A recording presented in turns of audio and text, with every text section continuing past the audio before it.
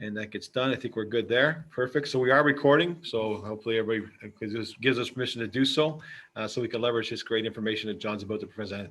So welcome everybody. Thank you for joining us. We really appreciate you jumping on a Friday evening. For us on the Eastern time zone, it's 7 p.m. For John over, I don't even know what time zone it is. It's just really late. It's like 11 o'clock, 12 o'clock in the morning over there for John in Portugal.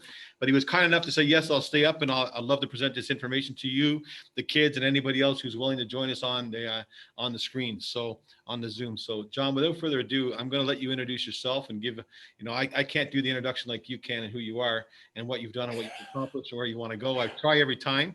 But I could tell you that I've known you for almost 6 years now, and I'm impressed every time I talk with you, meet with you, listen to you.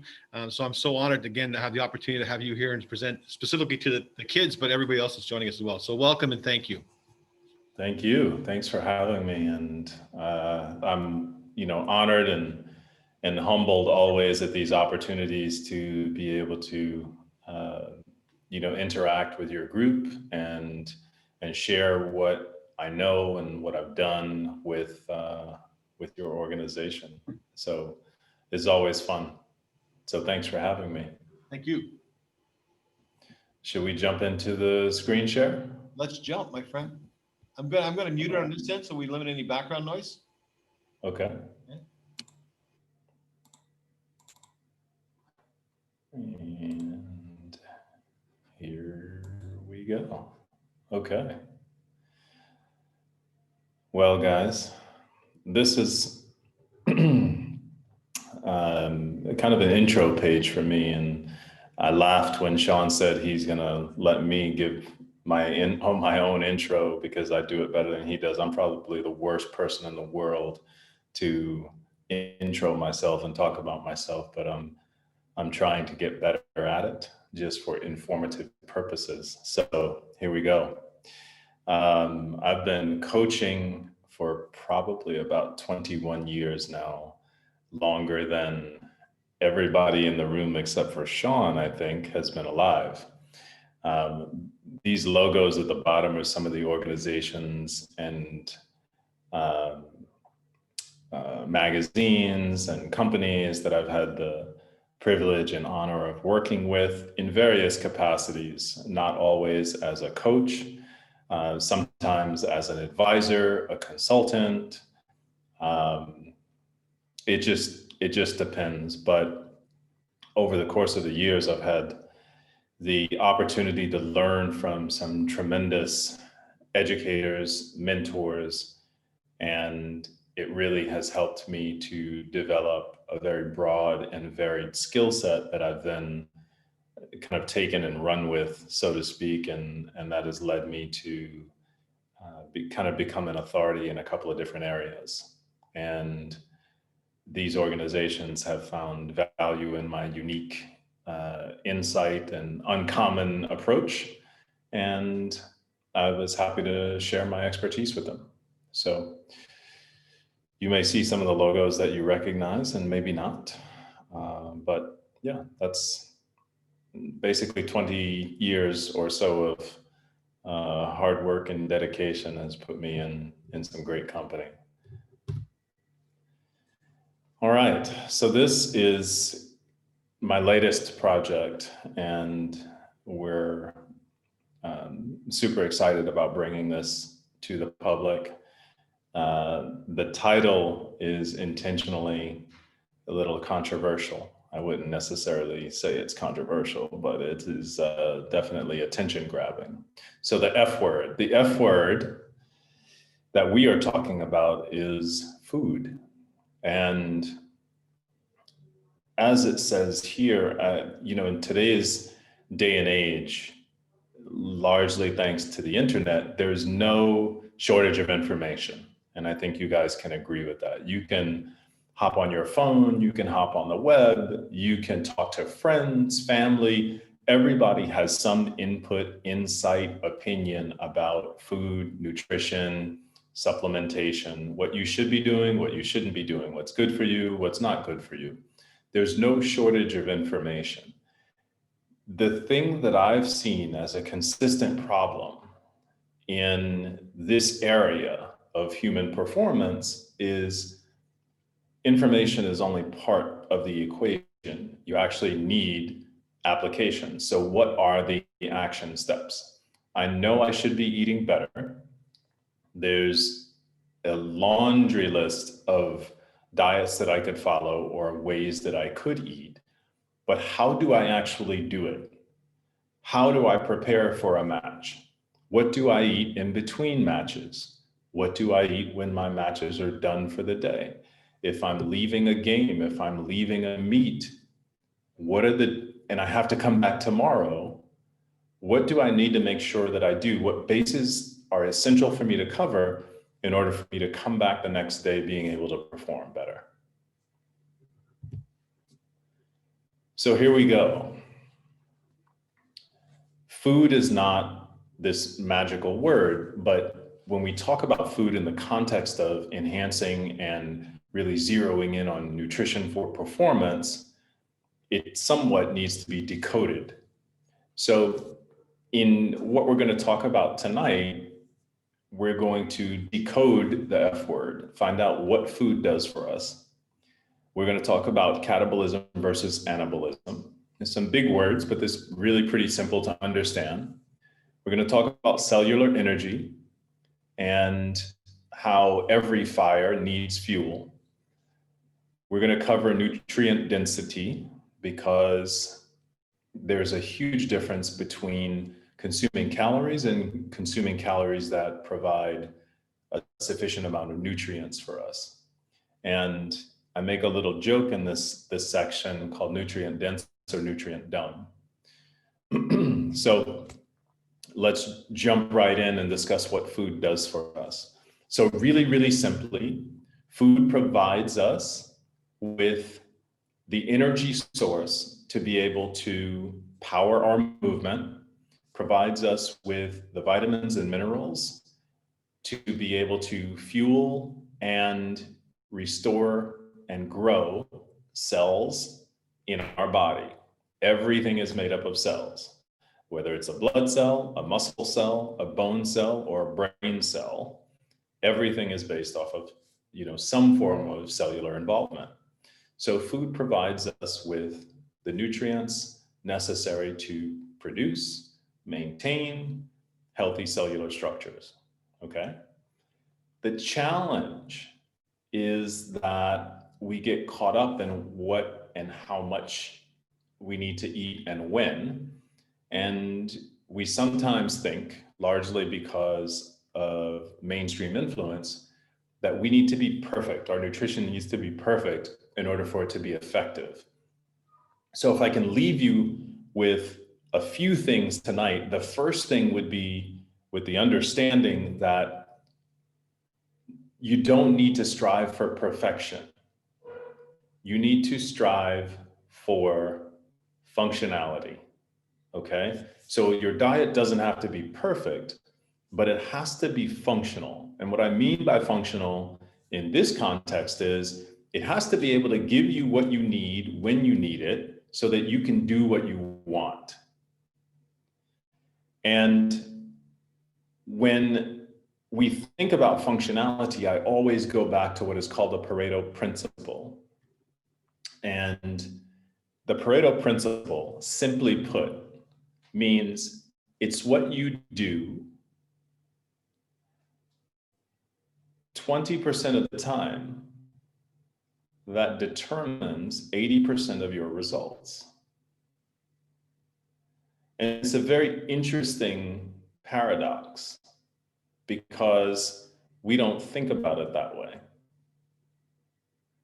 If we make sure that we are on point for that small percentage, and that small percentage is nearing perfection, then that 20% is going to influence the 80% of the rest of our day, of the rest of our performance, of the rest of our lives.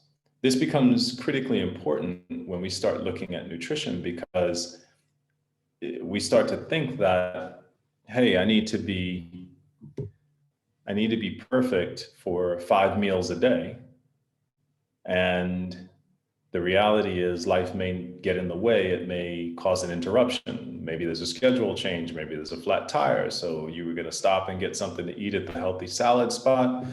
But now you're going to be late for practice, late for school, late getting home, and you don't have time for that. You've got to improvise and figure something else out. Well, if we manage to orchestrate that percentage correctly, we're covered, because that small percentage is going to impact the greater whole. Okay. Moving on to our next topic, understanding catabolism versus anabolism. And like I said in the intro, those are, kind of big words, but basically what that means is catabolism is destroying and anabolism is constructing. So if you think about it this way, you exercise, and it doesn't matter whether you're exercising intensely or you're casually exercising. As a matter of fact, let's use the example, you're not even exercising. You're just playing. You're just playing with your friends, running around, doing whatever it is that you're doing for that particular activity, whether it's tossing a frisbee, tossing a football, it doesn't matter, playing tag, whatever it is. You're breaking down nutrients, you're breaking down muscle tissue on some level, and that is the beginning of the catabolic process, the beginning of the destructive side of human physiology. So we do this work, there is a breakdown in our physiology, and then we stop the work. There is still a continued breakdown for a period of time, and then it kind of levels off. And when it levels off, we then have the opportunity to either slowly come back to our baseline over a long period of time, or if we use the F word correctly, we can accelerate the recovery back to our baseline and even have enough fuel in the tank, enough reserves, nutritional reserves in place that we can then grow from the exercise, from the physical stress. Okay, so we want to be in an anabolic state, but in order to get to an anabolic state, we have to do work that creates a nutritional demand or a gap. In other words, if your gas tank is full and you don't drive the car, then it doesn't matter that I have race fuel and I'm pulling up to your house to put it in your car. It doesn't matter, because there's no room in the tank. There's no demand for race fuel. But if you go out and drive your car and now your car is near empty, now there's a place for that high powered octane to go into your tank, and then your car can benefit as a result. So that's a brief and really, I hope, simple explanation of catabolism versus anabolism. So every time you go out and play and you stop playing, you are already in a catabolic state. Now, depending on how hard you played, how long you played, will depend on how deep into catabolism you are. But the minute you start refeeding, you are moving into an anabolic state, which is good. If you fail at your refueling or refeeding, then your anabolic state is going to be very, very short. You're not going to get full benefit from it. And you may, in fact, suffer incomplete recovery.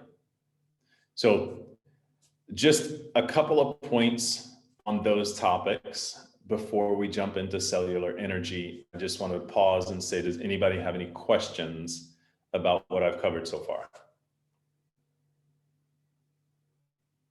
Sean, I think you're still muted. I am, sir. There you go. Just swinging Okay. it back around, sir. So yeah, any questions? How much would that have to do with a player comes from school, they practice, right? And by, I don't know, 3:30, the practice started at 1, 3:30, they're grumpy and mad.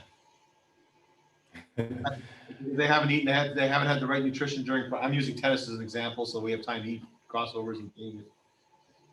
Sure. So my first question would be, when did they eat before coming to practice? Who knows? Some of them, it could be, during normal times, it could be they leave, they get to school, they have lunch, and then they come to practice, and it's 4 hours ago. Yeah. So at their age, and we're talking about, anybody who's at least, high school age or younger, right? Their metabolism is ripping fast generally, especially if they're athletic, right? They're involved in sport, playing on a regular basis. So their metabolism is pretty fast. Anything really over 2.5, 3 hours, and that food is long gone. So they are deep into a catabolic state before they even leave school, quite possibly. And they've been on the court for an hour, hour and a half, and now they've just been like hyper thrust deeper into that catabolic state. So that would not be a good situation for sustainable and long-term growth. There are some other considerations without getting, too complex, but whether or not the individual is an effective fat burner or whether or not they have what we call a flexible metabolism. If they are, then let's just say their last meal, which was, a sandwich at, 12 o'clock, they get out of school at 3:30, 4 o'clock. And for the last 45 minutes to an hour, they're now transitioning from a carbohydrate-based fuel system to more of a fat-based fuel system. They're starting to break down and utilize fat for energy. They will be less susceptible to those emotional and psychological shifts that you were talking about. But by majority, unless somebody's on a keto diet, then they're not going to be in the optimal situation when they arrive at practice. I see a hand up. Yes. What kind of You might get closer. Get closer. What kind of food do we bring to court, for quick energy? That's a good question. I will cover that in, I think, 1 or 2 slides. Okay. Can I ask one more question, John? Shoot. Because we have a couple swimmers, including Naomi, on the call. Quite often they practice very early in the morning, so they've been asleep all night. How do they fuel up? Yeah, so again, interesting scenario, right? Because when you wake up, you have literally been fasting for the entire time that you've been asleep. And the last meal, so whenever you finished your last meal the night before to the time that you eat your next meal, you are completely in starvation mode. Now, that's not entirely a bad thing. However, there are some concerns with keeping athletes in a fasted state while doing intense exercises early in their life cycle. So, before puberty, right around puberty, is really sensitive in terms of hormone development and management. So typically, I would suggest that they try to put something in their system to break the fast. That could be just on a really, really low level of technical understanding. That could be as simple as, 4 ounces of a protein shake. So not even anything that would fill up the stomach, which could cause problems in the water. So it could be that and a couple of crackers, a slice of toast, and then done until after practice. And that may be enough to break the fast, not put anything really heavy on the stomach, and at the same time provide at least some small amount of carbohydrate that could immediately be used for fuel, because the brain operates optimally on fat, right? But it does require some carbohydrate in order to function, especially in the morning when you've been in a fasted state all night.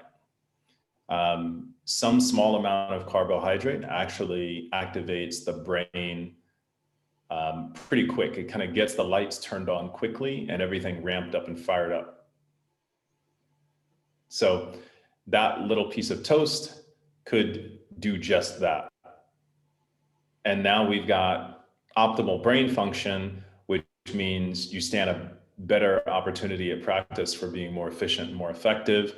And you have put something in your stomach to break the fast and stop the catabolic process, at least slow it down a bit. Does that make sense? Sir, thank you. Okay. All right. So let's talk really quickly about cellular energy, and then I'll start moving on. So cellular energy is super simple to understand. If any of you have ever been around a fire, you know that a fire needs two things in order to survive. It needs fuel, it needs something to burn, something to combust, and it needs air, it needs oxygen. If you take one of those things away, or the proportion is off, then you don't have a fire, not for long, or you don't have a very good one. So the human body operates the same way. As far as cells go, cells need fuel, and that fuel comes from what we eat. And when we don't eat the proper foods in the proper quantities and the proper nutritional balances, then our cells don't get the nutrients that they require, which means they don't function optimally. And as I just mentioned with the brain cells, brains need a little bit of sugar first thing in the morning. The key word is though, a little bit of sugar. So having a giant bowl of sugar cereal in the morning actually has the opposite effect. It hurts the brain function and performance, which is why most students that were tested in this study, when they had a high sugar breakfast, so pancakes with maple syrup and orange juice and all that stuff in the morning, or cold cereals that are high in sugar, they actually did more poorly on every marker of testing and evaluation for the first 5 hours of their school day than kids who had no breakfast at all, or kids who had a low sugar or a high fat breakfast. So the kids that basically walked out of the house eating a slice of ham had better brain function than the kids that had the, quote unquote, full breakfast. Now, I'm not saying that you need to starve yourself. That's not the point. The point is what kind of sources the energy is coming from and when you need to be aware of picking those sources. So the cells need to have the right fuel at the right time in the right amount. And if you get that right, the fire inside your cells, AKA the energy, will be high, it'll last long, and it will burn clean, which is not really something that you guys are concerned about at your ages. But when you get to our age, that clean burning fuel is super important, because if the fire is not burning clean, that means there's a bunch of free radical damage taking place, and that leads to early aging of everything. All right, nutrient density. So this is something that is, again, pretty simple to understand. Empty calories versus quality calories. And that's what I mean by nutrient dense or nutrient dumb. So eating a meal that has, high quality vegetables, so green leafy vegetables, whether it comes from a salad or, some form of green like kale or something along those lines. Eating a colorful palette on the plate, so a lot of reds and yellows, and whether they come from peppers or vegetables, those are all nutrient dense foods, meaning that they not only have calories, because all of this stuff has calories, but the vitamin and mineral content, the enzyme content is very, very high. That means that our cells are getting high quality fuel. High quality fuel goes in, high quality energy comes out, and that's what we want. So if we're not eating nutrient dense foods, then essentially we're eating nutrient dumb foods because they're lacking all of those things. So just not smart calorie intake at that point.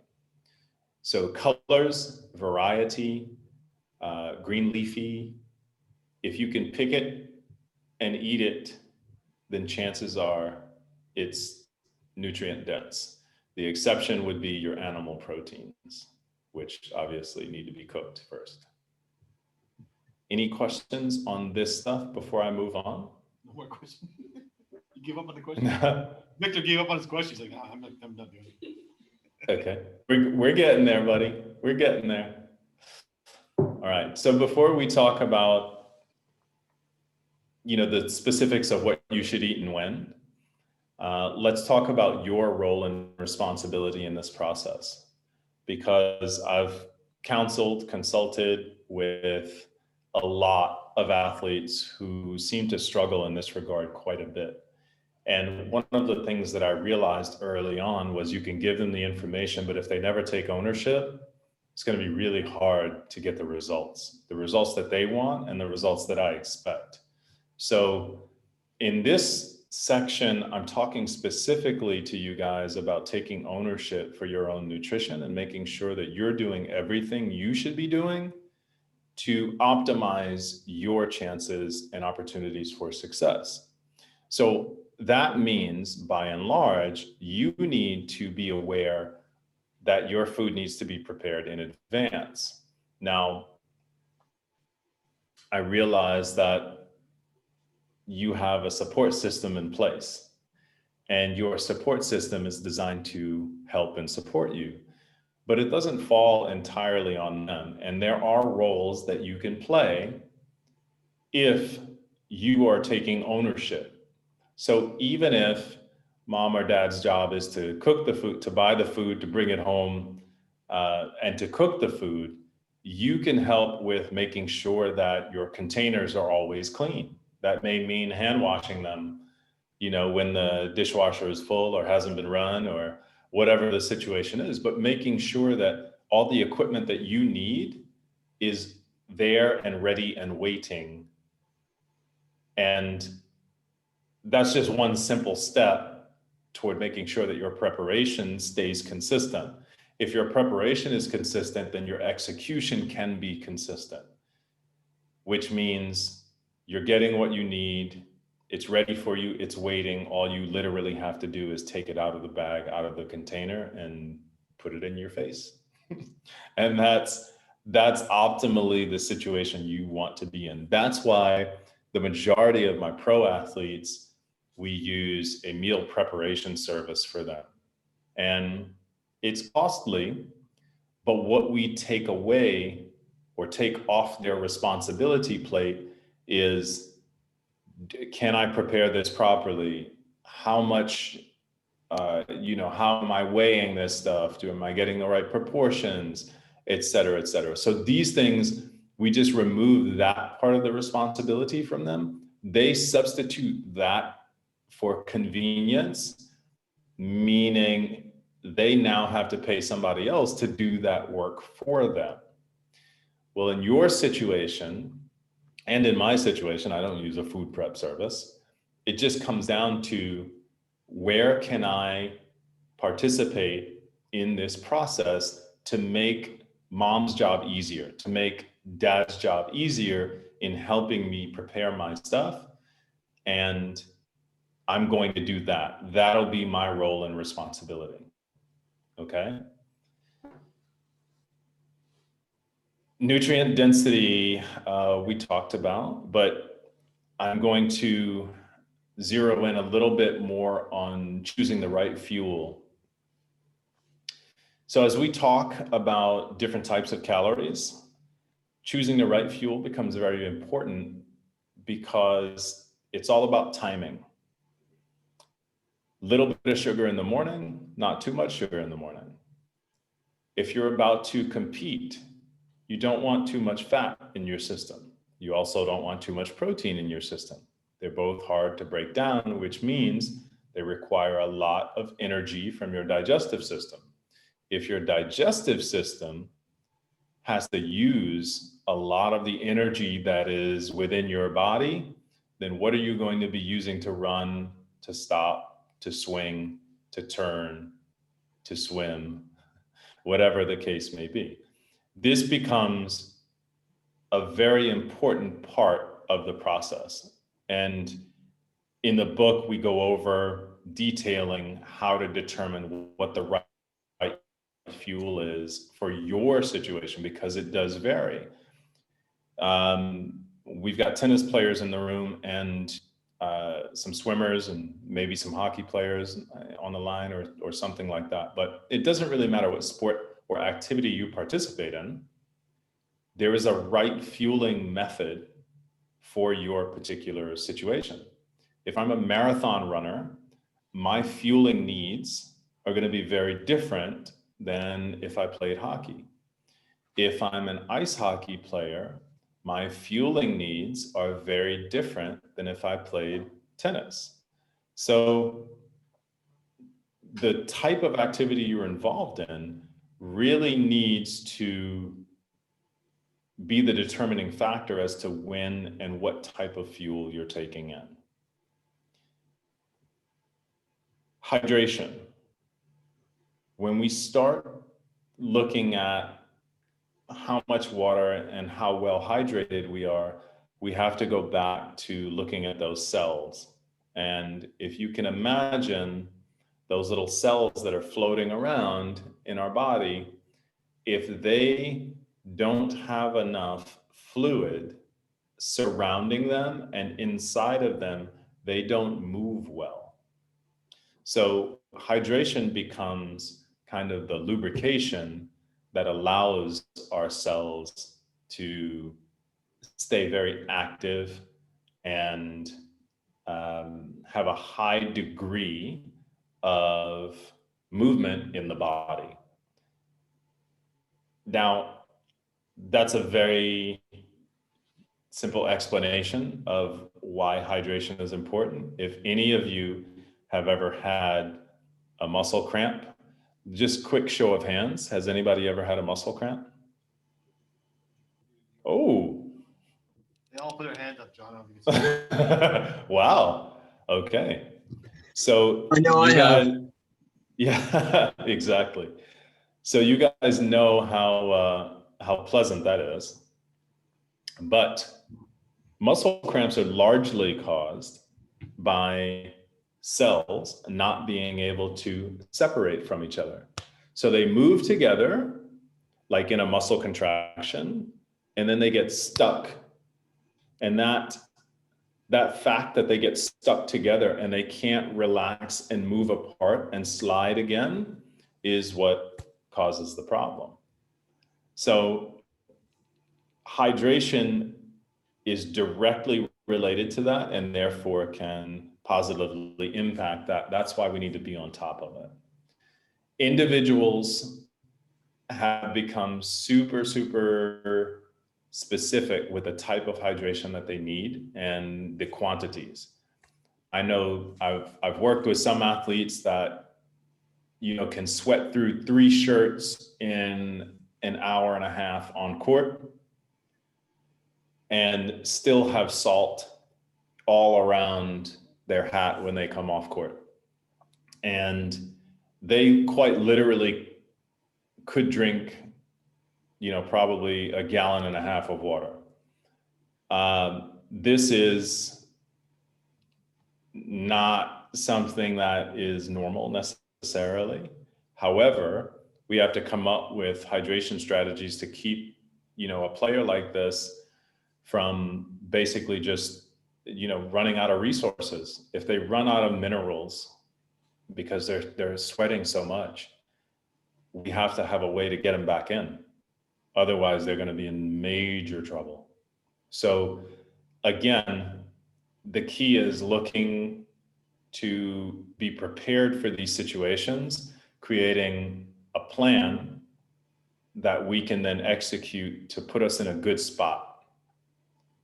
And we test it we refine it, we test it some more, we refine it, we test it some more. And that's what, using your plan that, we talk about is really going to help you, because we give you a great starting point and you can customize slightly from there based on your individual situation. And as you are practicing, as you're training, you can go through this process and be able to refine your particular system, your approach. And now you have kind of what we call a cookbook. Does that make sense? Yeah, very much so. Quick question from Okay. John. What about overhydration? Overhydration, equally bad. So just like, this athlete that I was talking about, sweating all of their minerals out. If you overhydrate, you basically do the same thing. So when you sweat all your minerals out, you're basically reducing your mineral level in your blood down to a very low level, right? Well, if you overhydrate, if you drink too much water, then you're diluting the amount of minerals that you have, which effectively lowers the concentration of the minerals in your blood. So you can end up in an equally bad situation if you overhydrate. And there's a lot of, I think I see a hand up back there. There are a lot of, mixed theories and ideas about how much you should drink. The old bodybuilder carrying around a gallon of water a day. How much should you drink? It should be at least a gallon a day. And well, that doesn't apply for everybody. That's the general rules of thumb like that have probably done more to get people in trouble than anything else. We do have some specific ways of testing and evaluating how much you should be drinking, but generally speaking, you should definitely be aware of how much you're taking in on a regular basis and how you feel. Also, how much water you're losing and how fast.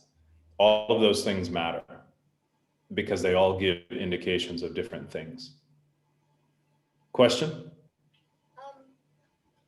Yeah, how much is overhydrating? Like, how do you know if you're overhydrating?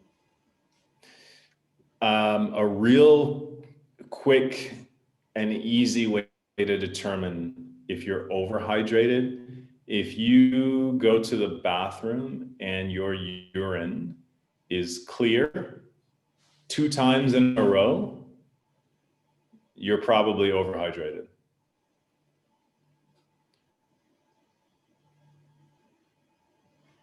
Good. Cool. Okay. Yep. Very cool. All right. So let's talk a little bit about the details of fueling. What do I eat before I train or before I play? Let's get a little more interactive on this if we can. Let's hear, what are some of the things you guys just shouted out? What are some of the things you eat before training and playing? Maybe we can just go around the room. Starts with me. Okay. I don't know actually. I would need some bars or something. I'm not really hungry before practice, I would say. Okay. Right. Banana, a banana or some raisins. Are you looking like for their meals? Or are you looking for what, like right before? Because Naya's Right before. right before bananas, raisins from Naya. Okay.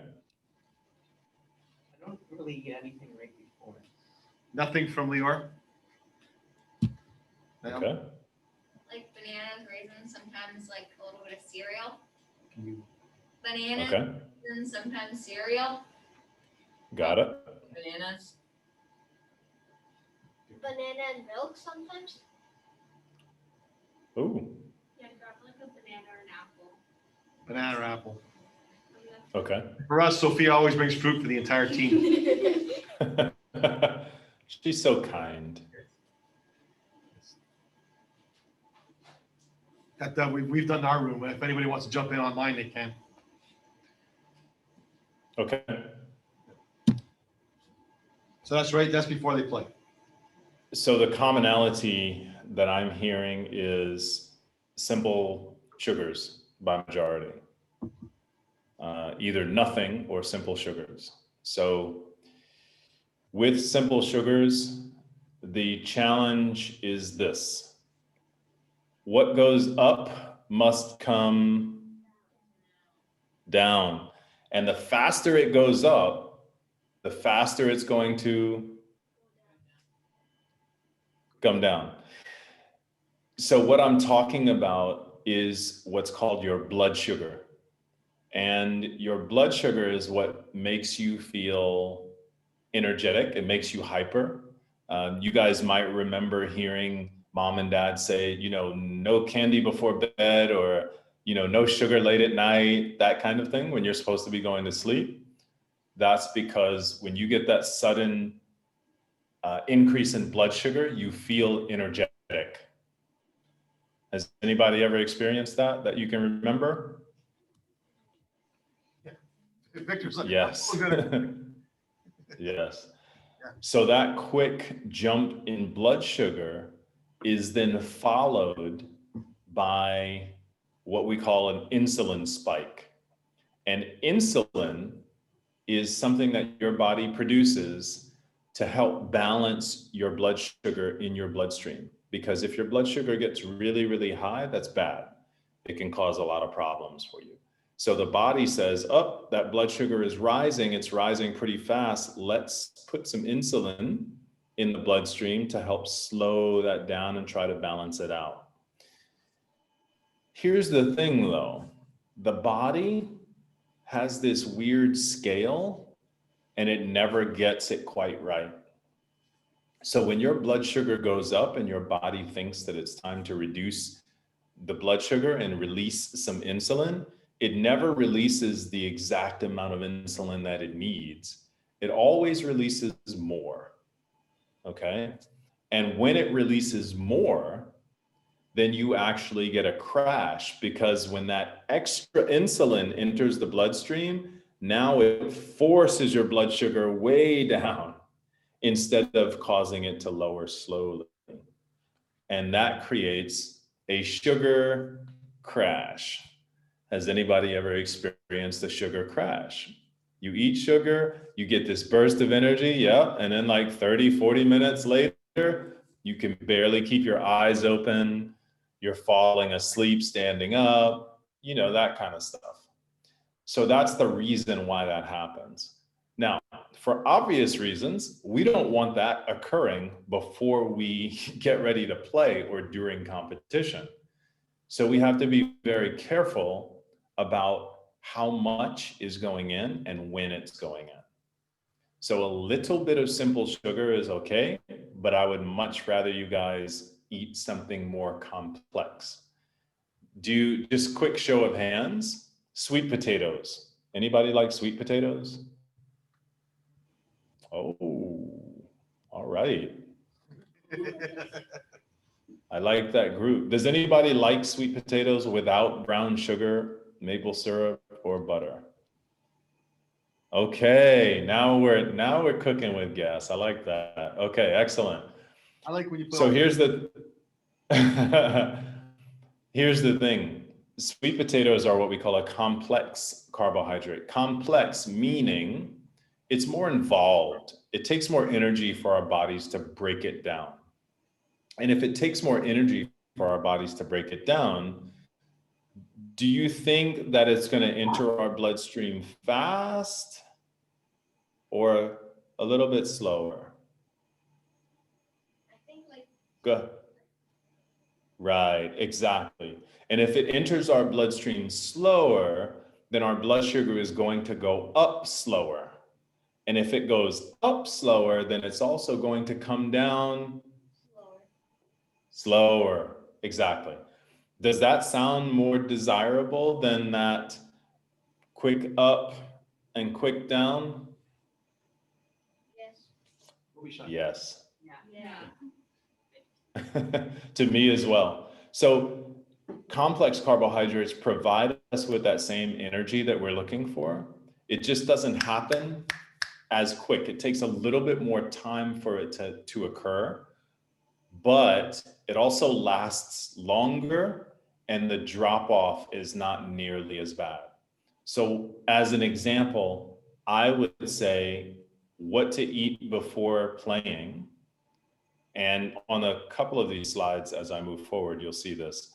But what to eat before playing, if you had, maybe a half a sweet potato with a little bit of cinnamon sprinkled on top, and maybe, a little bit of chicken or something along those lines, that's a much better meal combination. And when you get used to it, because we're not talking about a lot of food, but when you get used to it, you could actually even eat it cold. So heating it up and transporting it becomes less of an issue as well. So that's one of those things that, could be super helpful just to understand how these things are helping you or hurting you, and how to change your behaviors to make it a little bit more beneficial for you. I think I kind of covered what you should avoid and why. Topping up, is it necessary? So this would be in the middle of practice. Like how long is a practice session, Sean? Generally 2 hours. Okay, so somewhere around the 45-minute mark, you should be topping up. Why?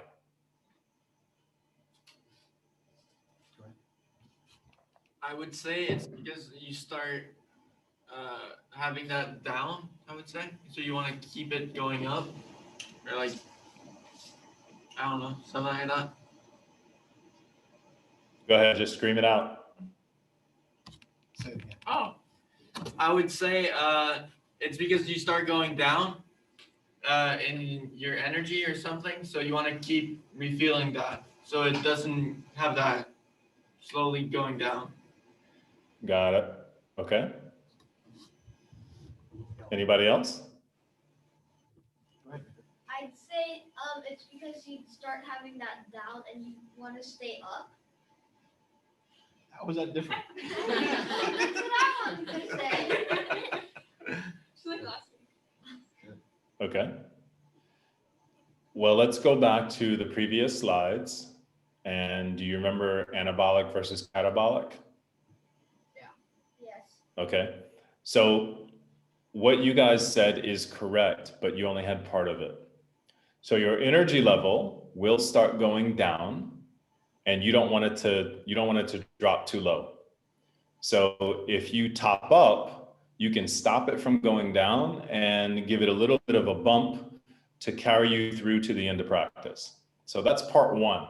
Part two is you stop that catabolic process, or you slow that catabolic process down, so you never get too deep into that process where your body is starting to scavenge in order to take care of itself. That makes your recovery much more easy and complete on the other side. So once practice is over. Yeah, go ahead. I have a question. During the practice, are you supposed to have the sweet potatoes or something else? No, during the practice, since you are actively burning calories and energy, that is when it's fine to, take a bite of that banana, have a, small handful of raisins. That would be the appropriate time for that. So that would be what we call during. Pre is before, during is when you're in it, and post is when it's done. So for your during, that would be okay. I'm going to touch on the magic of the refuel real quick and then keep moving forward. How are we doing on time, Sean? Yeah, we're good. Okay. So the magic of the refuel. Refuel is exactly that. This is when your activity is over and you have the opportunity now to replace everything that you used nutritionally and calorically, and put a little bit extra in the tank so that your body can use it to grow. And that doesn't necessarily mean grow taller, grow bigger, grow stronger. It just means your body can use it to grow, meaning it can completely recover from any muscle damage that occurred, any cellular stress that occurred. It just has enough material to be able to rebuild and repair completely. And that is the key. That word completely is the key. Because if we don't get complete recovery, then we're going to suffer in some way. And if you can stop that from happening, more often than not, you're going to be able to make much bigger strides in terms of growth, in terms of development, in terms of performance. All of those things are going to be considerably better. All right, I'm going to talk specifically about the types of diets.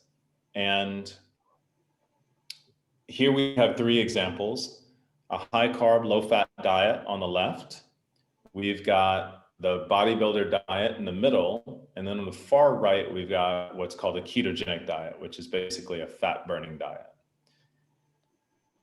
I would say the majority of people in North America eat what I call a near zone diet, which is this bodybuilder diet. And I call it a near zone diet, not because I was trying to make up cool names, but because there was a doctor about 15, 16 years ago named Barry Sears, and he wrote a book called The Zone. It might have actually been longer than that. I'm dating myself again. But Dr. Sears came out with this diet, quote unquote, that basically looked like, it was called the 40-30-30 diet. So 40% of your diet came from carbohydrates, 30% from protein, and 30% from fat. And his belief was that the majority of us would function well on that diet. We'd have the right amount of energy, we'd have the right type of body composition, we'd be intaking the right amount of fiber and vegetables and fruits and all that good stuff. Well, whether or not he was accurate, whether or not I agree with him is beyond what we're going to discuss tonight. But I wanted to show you what this looks like, because most likely everyone in this room, most of the people on the Zoom call fall into this category unless you are doing something different.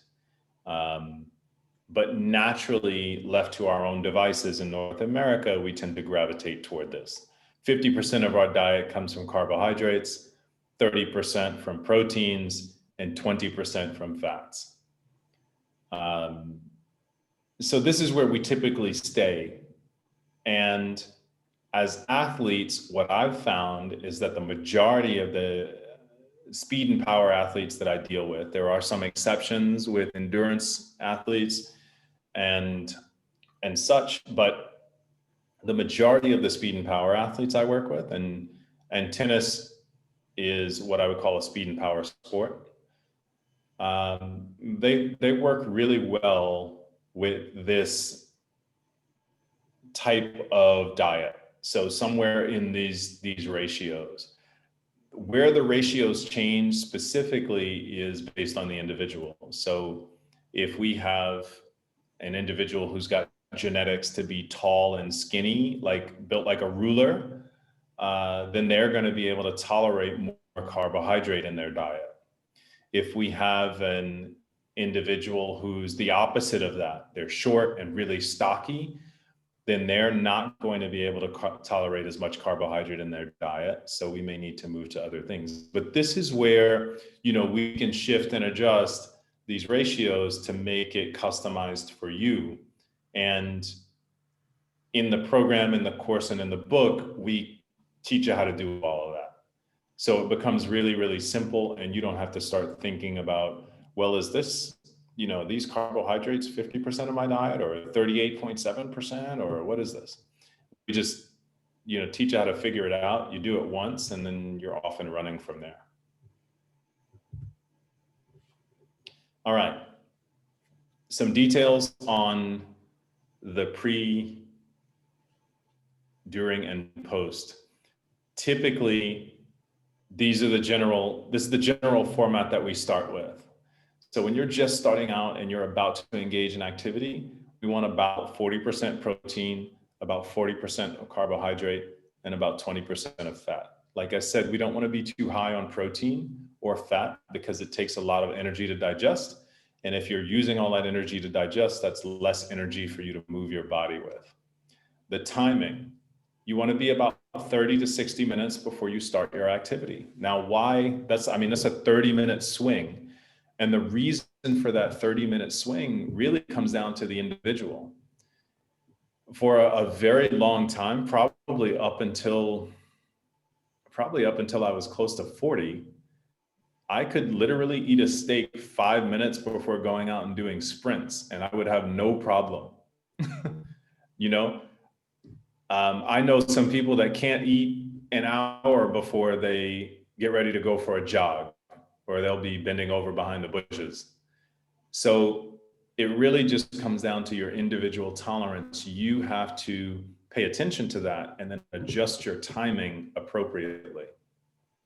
But 30 to 60 minutes is kind of the window that we want to stay in, because anything outside of 60 minutes, let's say you eat an hour and a half before you get on court, before your match, by the time you step on court, your food has already been partially digested, and whatever it's already gone through what we call the partitioning process. So your stomach has already broken it down. It's kind of moved into your small intestine. And now whatever energy is not required from that food immediately is going to get stored. And we don't want to go on court or get in the pool or step on the field with an excess of stored energy, because it doesn't benefit us. Rather go in with what we're going to need for the first 30 to 60 minutes of activity, and then we top off again. So we keep burning the gas that's in the tank, and as we burn down, we put a little bit more in, we burn that, we put a little bit more in, we burn that. So we keep the engine running clean. And lastly, we give you some examples of the types of things that would fall into this category that you could eat before coming on court.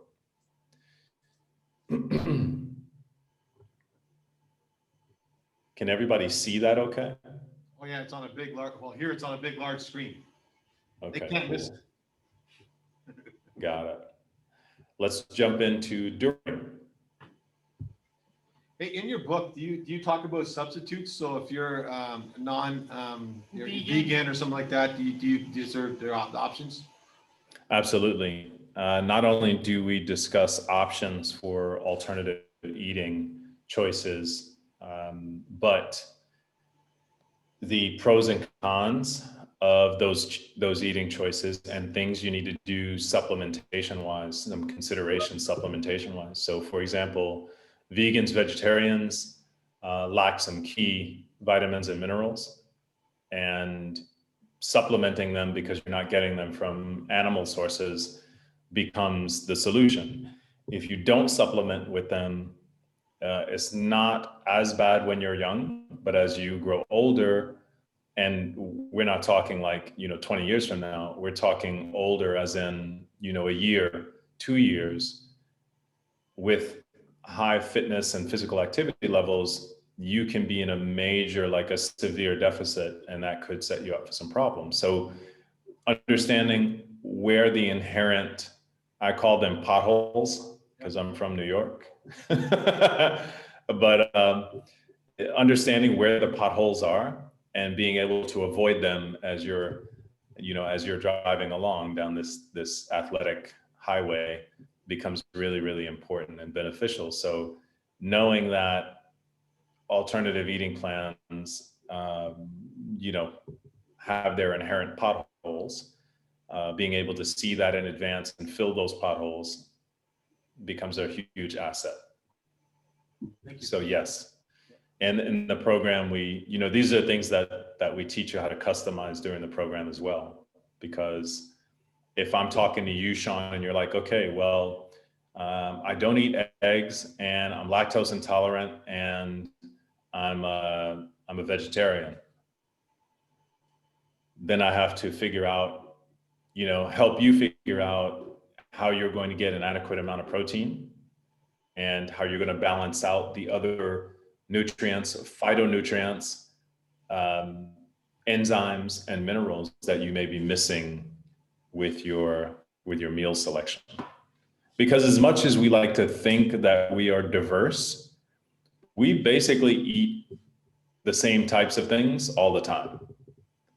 We may prepare them slightly differently, but generally speaking, we eat basically the same types of stuff all the time. And when that happens, we stay in that bubble, and everything that's outside of that bubble, we don't usually touch. We don't have access to. And sometimes when you put yourself in that bubble, you're missing quite a few things that you really need.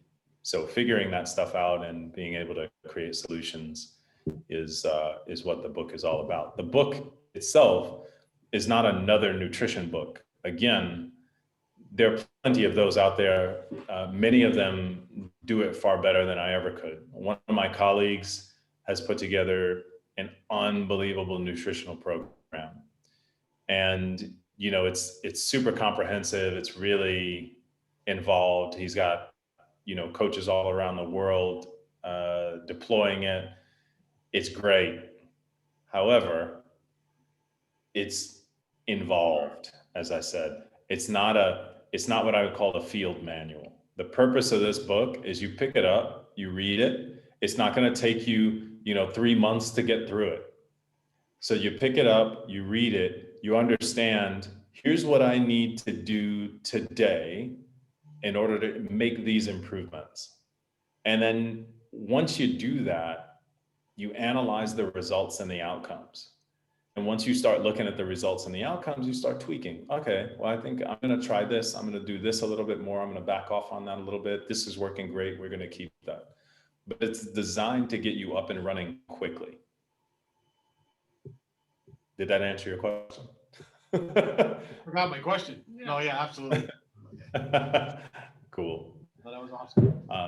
All right. So during activity, we need fast acting carbs because we want to get energy into the body quickly. So the ratio there is about 50% of fast acting carbs. So if I'm playing a match and I've got time during a changeover, maybe I'm woofing down half a banana. That's a fast acting carb. Slow acting carbs, maybe with that banana, I've got 3 or 4 almonds or walnuts that I've got in my hand as well, and that gives me a little bit of fat and some protein as well. The timing. So this is where, as I said early, you've got to figure out when that needs to happen. Tennis is kind of easy because you've got predetermined points at which play will stop for a period of time. So you can figure out where you need to be timing wise. And that also, if you back up from that point, I know one of the strategies we used with, some of my pro players is we figured out how they felt by the time they got to the changeover, the first changeover. And then we worked backwards from there. So if they felt great, like their energy was peaking, that's a little bit too much. So we had to spread out that meal before the match. We had to time that differently so that they wouldn't peak quite so early. We don't want them peaking that early in the match because typically by the time you get to the first changeover at the pro level, you are really just getting warmed up. So we needed to make some slight adjustments there. And that's what, one of the strategies that we use with them to be able to just make those adjustments and modify it based on what they need. It also depends on their levels of nerves, because if you're nervous, if you're anxious, you are going to burn through calories like, I was going to say like a California wildfire, but that's probably in bad taste. That's true. 'Cause it's probably- So, yeah, but they're going to go very, very quickly. Okay. So we want to stay away from that. Examples. Sorry, can I ask? Go ahead.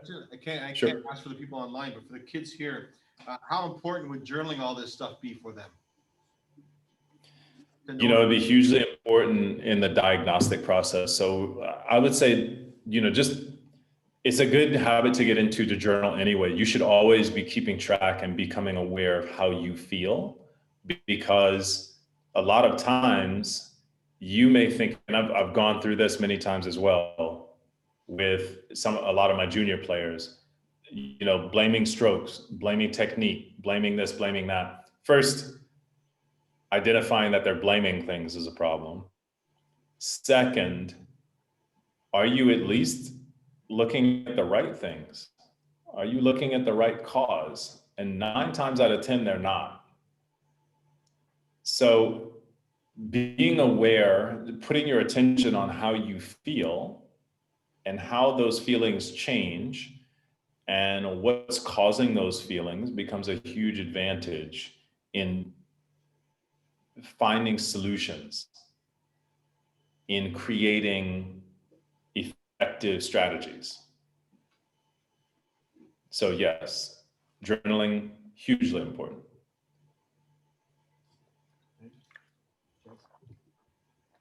Thank you. Sure.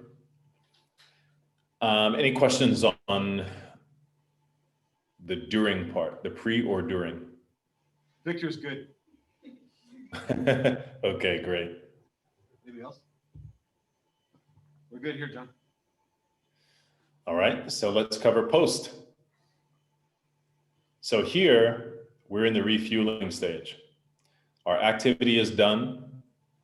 We have successfully accomplished whatever it was we wanted to accomplish, and now it's time to refuel. There are 2 post-exercise periods. The first is within the first 45 minutes.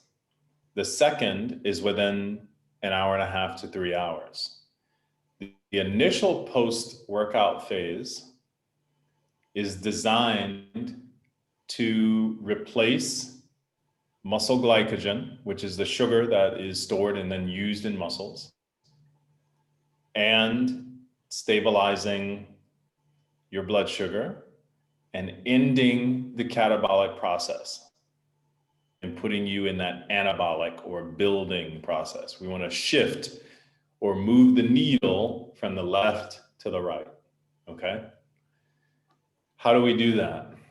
Protein is hugely important because you've been using your body, which means you've been using muscles. We've broken down muscles, we've stressed them, we've challenged them. Let's give them what they need in order to repair themselves. So we like to see at least 60% of the calories come from protein in this window. Fat.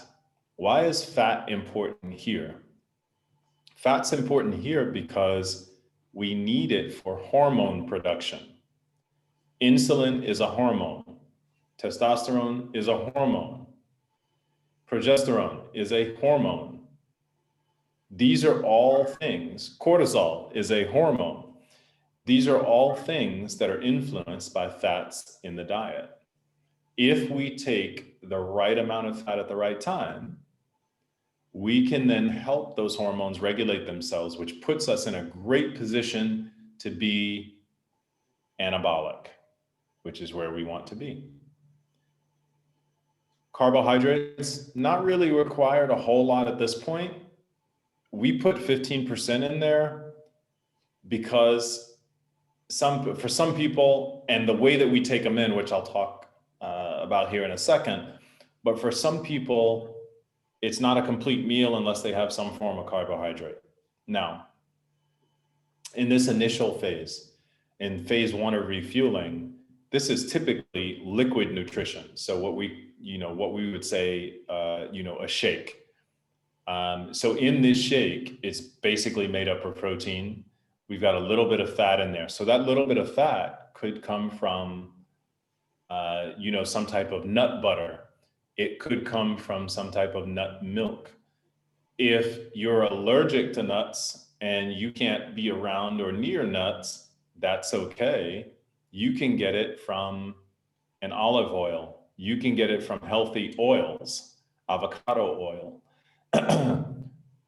The carbohydrate usually is in some form of the protein shake period. So if you're mixing it with a nut milk, you're going to have carbohydrates already.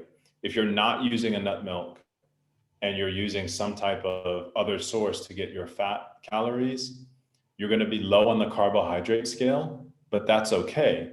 You could easily just eat a piece of fruit, throw a handful of berries in your mouth.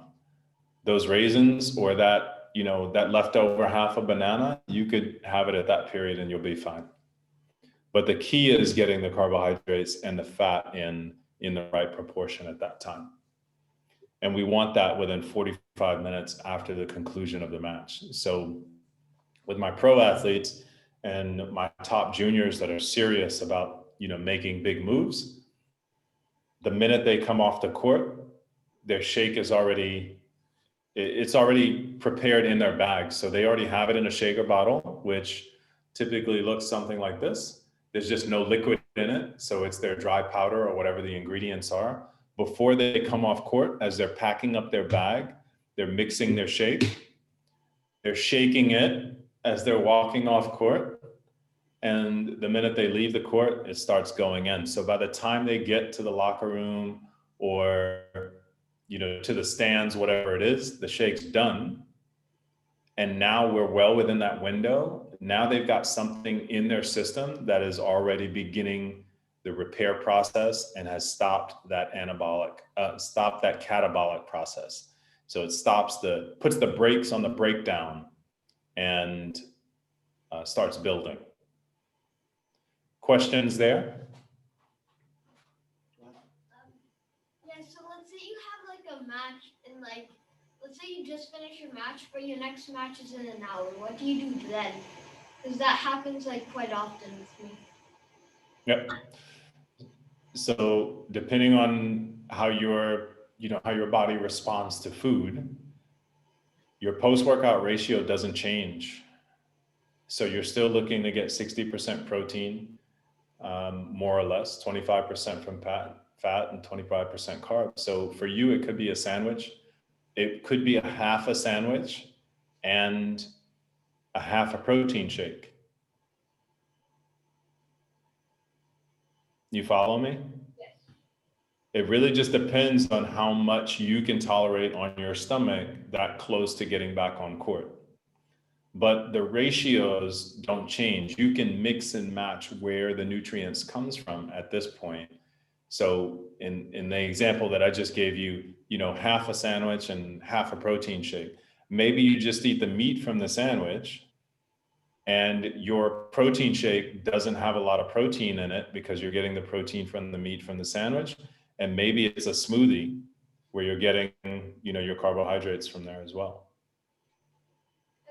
But you stick to that ratio. Yes, as closely as you can. Go ahead, Sophie. Okay, so what about the night before? Like, let's say we have a match the next day at 9 a.m. What would you eat the night before? To fuel up? It would be the same. You can't, the whole concept of like marathon runners used to carb load the big pasta meal before the New York City Marathon and that kind of stuff. It's all trash. There's no scientific evidence to support that at all. Large quantities of carbohydrate consumption,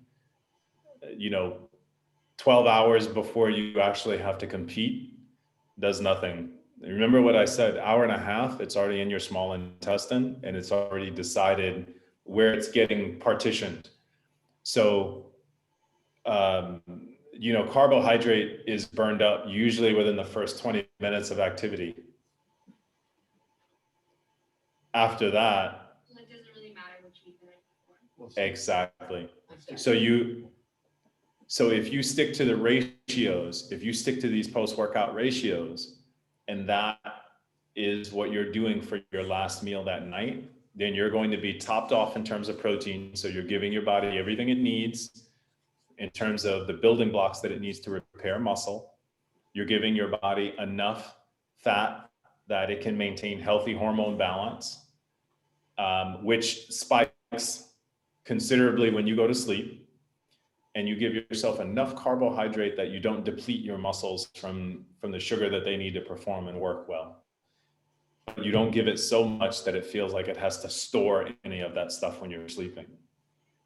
Then you've got a right ratio. You wake up the next morning, and depending on how early you get up before you have to compete, you do your pre-workout meal plan, and you're good to go. Cool. Good. Yeah, Yeah. thank you. Thank you. That was a good question. As opposed to Victor. All right. So I have a I'll, question too. Yeah, go you ahead. absolutely can. What kind of protein do we put in a shake? Like there's a lot out there and I don't know what's best. Do you know? Can you recommend? In terms of specific brands, it's really hard to say, but I'll give you some things to look for Mhm. from the brands, because brands come and go all the time. They get bought out, Yeah. they change names, all that stuff, right? But Canada is really good. It's one of the countries that's really good about truth in labeling. Mhm. So what's on the label has to be in there. And if it's in there, it has to be on the label. So you want to look for, if it's an animal-based protein, you want to look for something that's from grass-fed cows. Okay.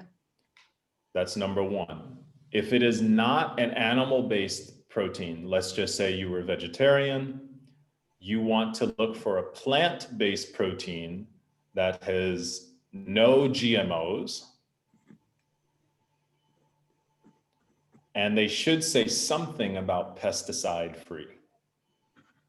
Usually that falls under the organic label. I'm not sure about Canada's organic standards and labeling. That's one thing I'm a little bit fuzzy on, but you want to look for something that says, obviously no pesticides.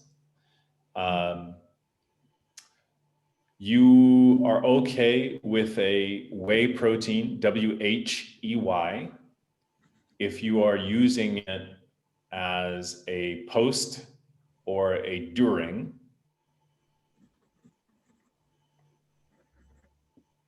Mhm. Okay. So those are some good places to start. Okay. And I guess the chocolate is part of the performance killers. Yes and no. So if it depends where and what type of chocolate it is. If it's dark chocolate, that's actually a performance enhancer, Okay. but not an entire bar. Okay. But if having a couple of small squares of dark chocolate actually improves performance. A tiny bit of caffeine, but also the antioxidants in the cocoa seem to upregulate muscle response and cognitive function. So it does have some benefit. Perfect. Thank you. Okay. It was great. Oh, good. I'm glad you enjoyed. Thanks for joining us. Thank you. All right, guys. Anybody else have any questions for me? Hey, John. Yes. So I was wondering, obviously it was a lot of great information that we learned tonight. As far as days that are not active or we're not competing, do we kind of start to fall under what you call, I think it was like the near zone, kind of those proportions, or just for like every day, not necessarily competing, or it's an off day where you're not, in the gym or something?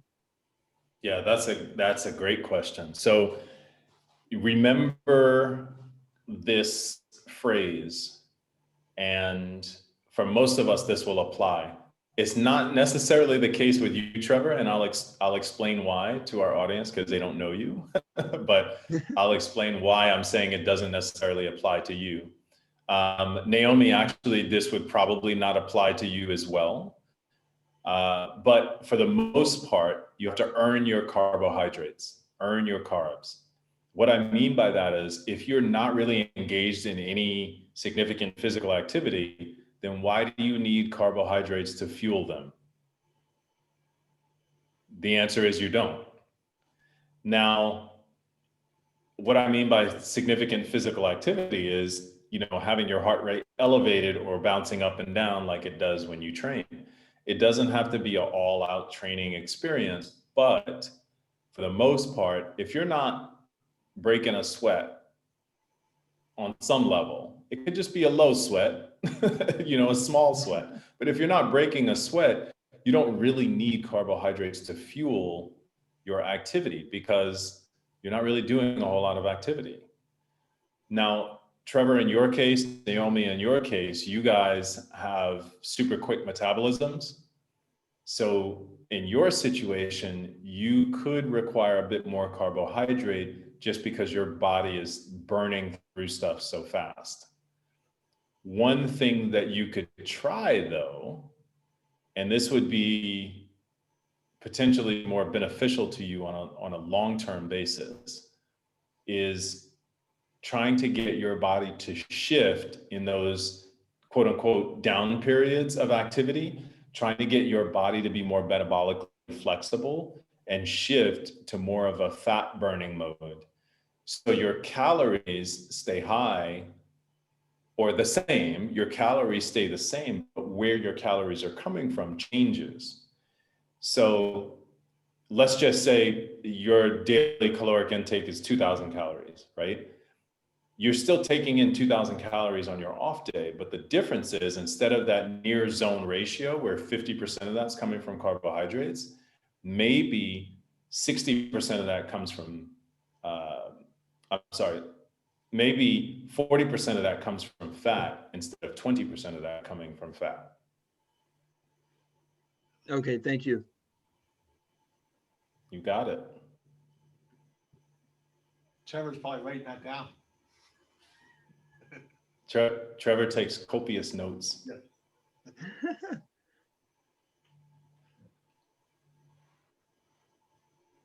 Anybody else have any questions for me? Do I see a hand up in the back yet?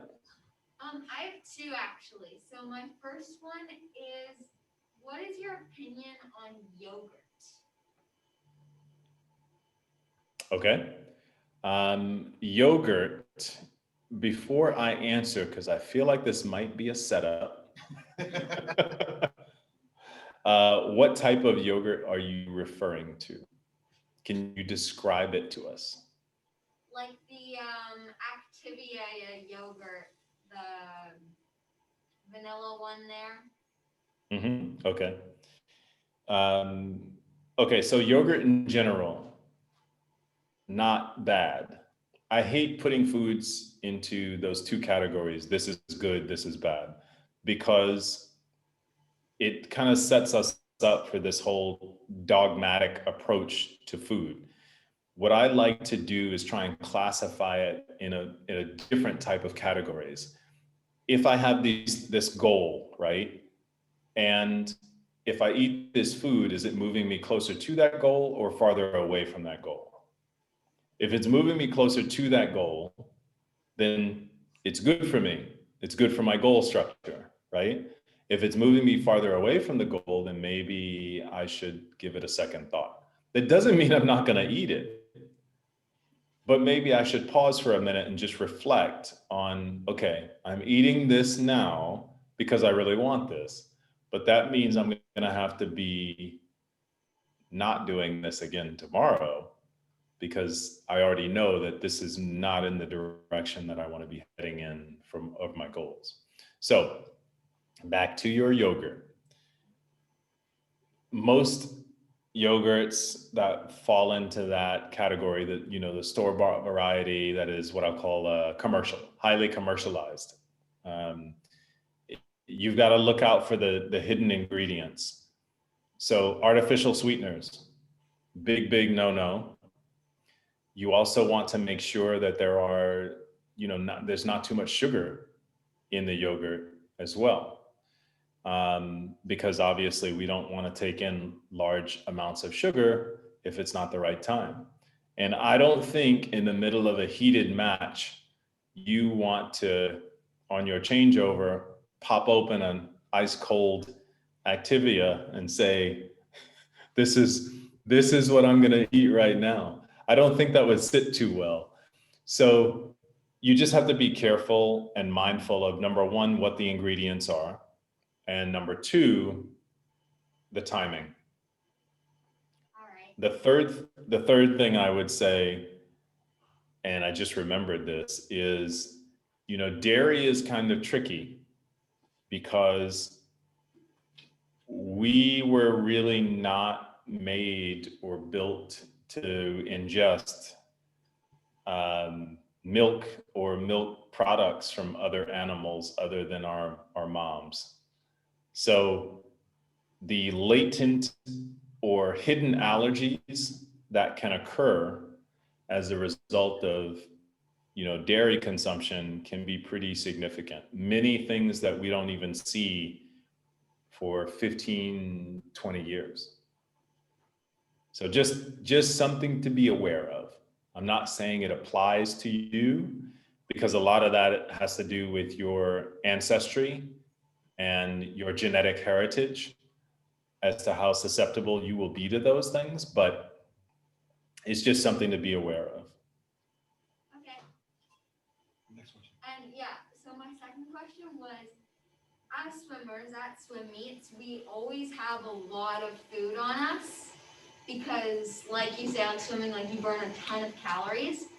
And Mhm. one of the things is a smoothie. Like it's from this brand called Bolthouse, and we always Okay, run yeah. it at swim meets. Is that good? Like, should we be having it or not so much? Boathouse and Adwala are some of my travel standbys. So when I did a lot of traveling, you know, in the States, and I was hopping from state to state, in and out of airports, sometimes very early in the morning, sometimes very late at night, I would basically live off of those things. So I would typically pack what I called a little shot of protein, and that security loved me because I go through, you know, this security checkpoint with my little bag of white powder and in a baggie, a Ziploc bag, and they'd be like, "What is this?" So, Protein, really.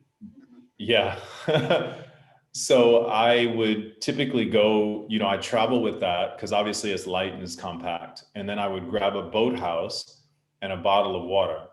I would drink half the Boathouse, pour the protein in the other half, and then fill up the rest of the Boathouse container with water, shake it up, and now I've got fruits, vegetables, and protein at my disposal. It's ready to drink.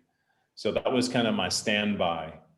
To answer your question, Naomi, it is not what I would say good or bad. I think it's definitely a better option than a lot of other things that you could be taking in, but the sugar content in those things are really high. They're natural sugars, but that doesn't automatically mean it's good. Your body can't tell when sugar enters the bloodstream. It can't tell whether it's sugar coming from an apple, berries, or it's sugar coming from, you know, ice cream. All it knows is that there is sugar entering the bloodstream, there's going to be a glucose rise, and then there's going to be an insulin response. So with the Boathouse product, you just have to be careful that you're not taking in too much sugar at the wrong time. All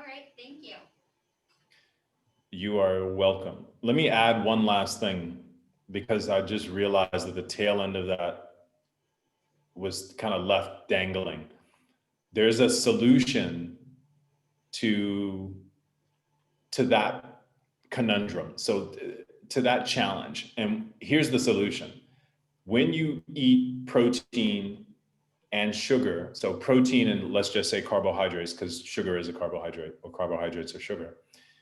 When you eat protein and a carbohydrate at the same time, the protein slows down the absorption of the carbohydrate.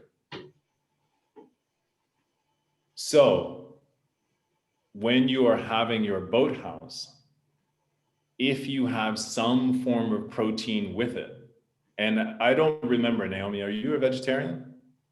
No, I am not. Okay, so if you had, let's just say, a couple of slices of turkey, just rolled up sandwich meat, and you nibbled on that with your boathouse, now you're putting some protein in the stomach with the carbohydrate at the same time. That'll slow the absorption of the carbohydrate, slow the elevation of the bloodstream, and that's the solution to the problem.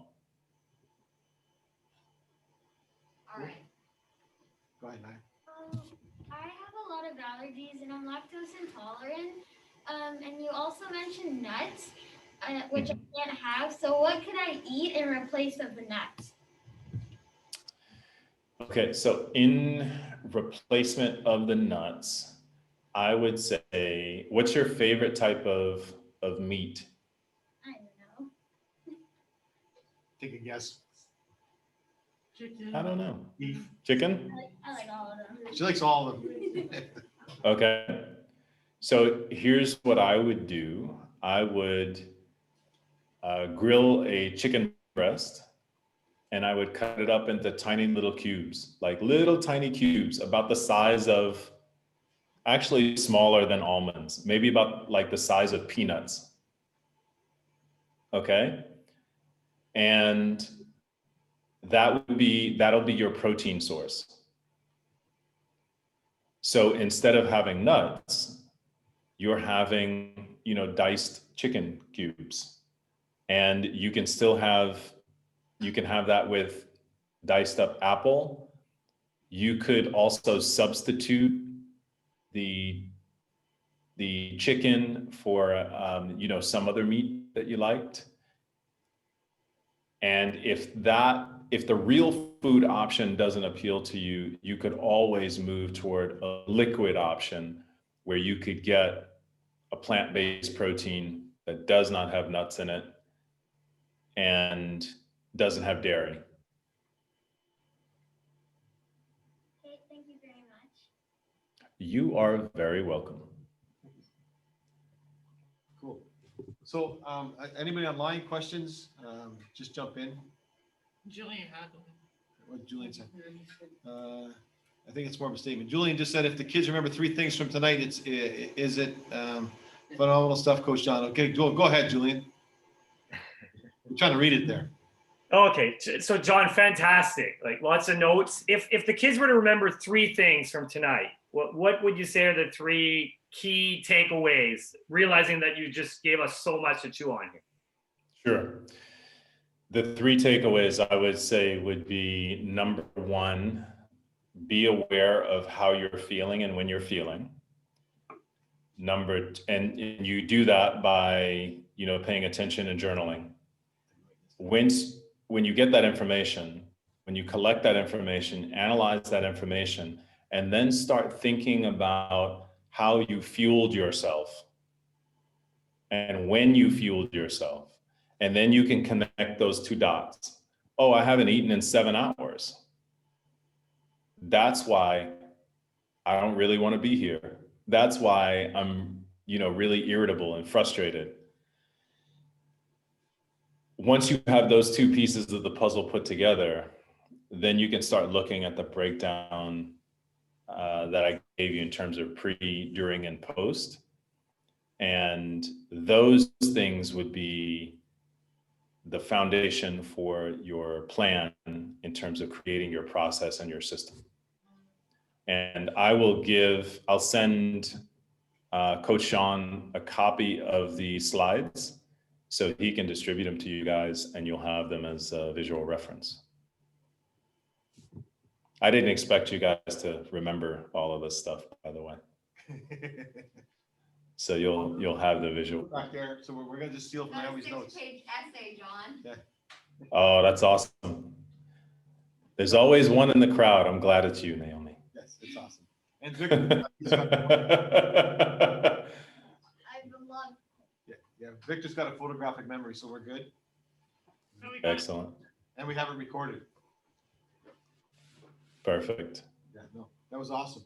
So can you let us know, like, this program, how it works, what we can do with it, where are the opportunities for us to leverage it? There's kids working with you, so maybe you can give us an overview.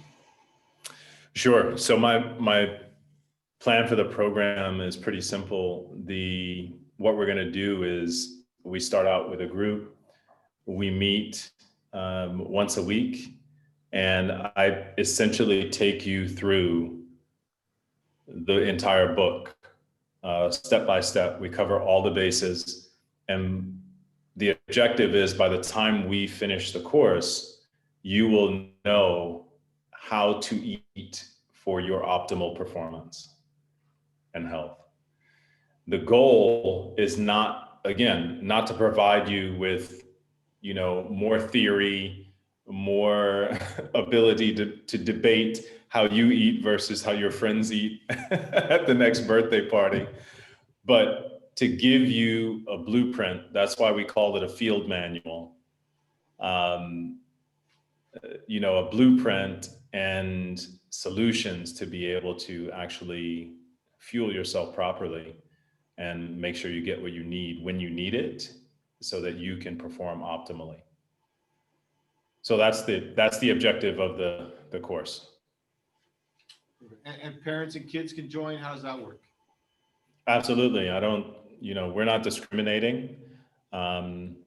It's super simple. We want to empower as many people as we can. So the parents, I would say it's probably more beholden upon you as you are the gatekeepers and facilitators.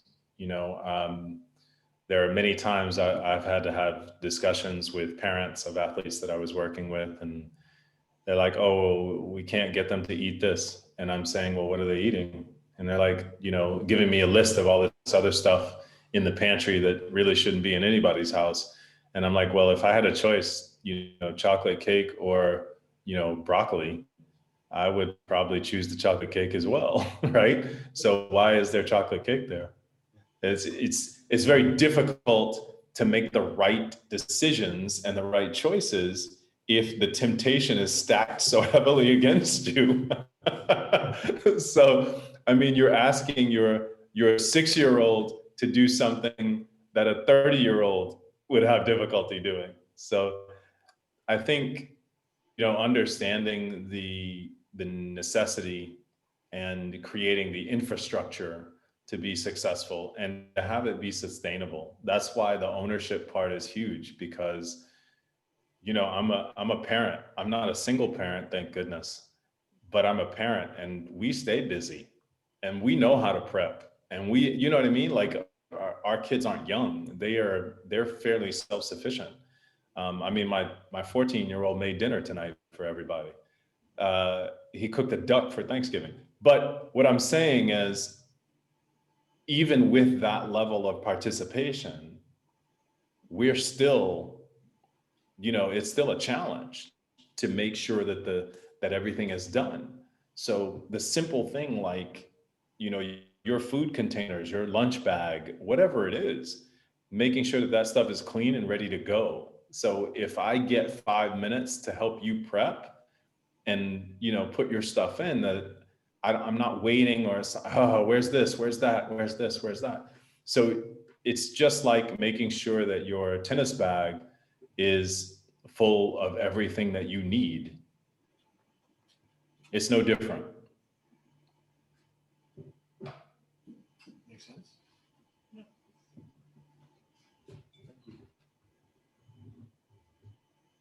You guys good? Yeah. Yep. That That's a lot of information. Love it. Thank you. Thank you. You are very welcome. You are And- very welcome. Anything else you want to talk about on the program side? Any of that's the address they can get to you at. That's just so people know where to go and communicate with you. It is, bear with us. I mean, you know, we've got, obviously everybody that we're working with on the training side already has my contact info. So the digital assets and locations for the book are in process. So I don't know if the email's up and running yet.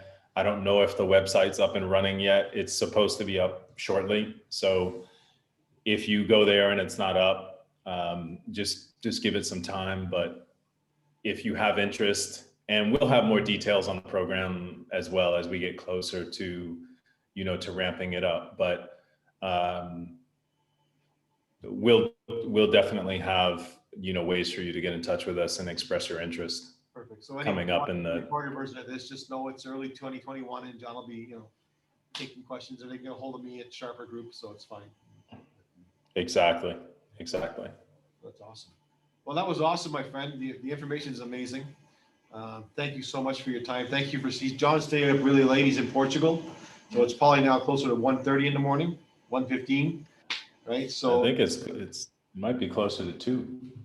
yeah, so we kept him up late. Yes. You guys may be tired. He's got to be exhausted. He gave us this great information from Portugal. So thank you so much. Most of you are working with him, so see him this week or talk to him shortly. But thank you. That's We right. appreciate it, my friend. All right, guys. Well, thanks for having me. It was a lot of fun. Like I said, I hope that you guys had some key takeaways there, and you're off and running, and more questions. So whenever you have more questions, as I'm sure you will, just fire them off. I'd be happy to answer them. Perfect. That Awesome. includes parents. Yeah, same That parents. was fantastic, John. Well done, buddy. Thanks. All right, guys. Thanks so much. Thank you. Appreciate it. Bye. All right. Be well. But I John. would say you guys have a good night. I'm gonna go get some sleep. You have a good morning. Yeah. Thanks, buddy. Great marketing, John. Loving the F word. This is very, very good. Very well done. I can't tell you how many people have laughed at that cover. I just love it. They say you need a good hook. You've got a good hook for your story. So. Thank you, love it. buddy. Thanks, Take guys. care, Thanks, guys. everybody. Have a good night. Bye. Bye-bye.